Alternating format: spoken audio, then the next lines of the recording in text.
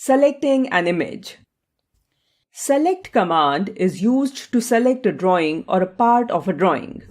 It is mainly used when you want to move your drawing from one place to another. It provides two types of selection, which are rectangular selection and free-form selection. Let us learn about them. Rectangular selection. It is used to select the drawing in rectangular form as per need. To select the drawing in rectangular form, follow the given steps. 1. Click on Home tab. 2. Click on the down arrow under Select command. 3. Click on Rectangular selection.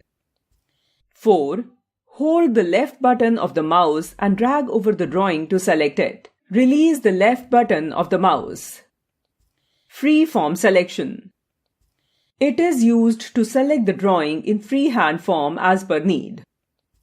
To select the drawing in free form, follow the given steps. 1. Click on Home tab. 2.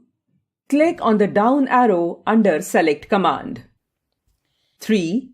Click on Free-form selection. 4. Hold the left button of the mouse and drag over the drawing to select it. Release the left button of the mouse. The selected part is shown outside the drawing.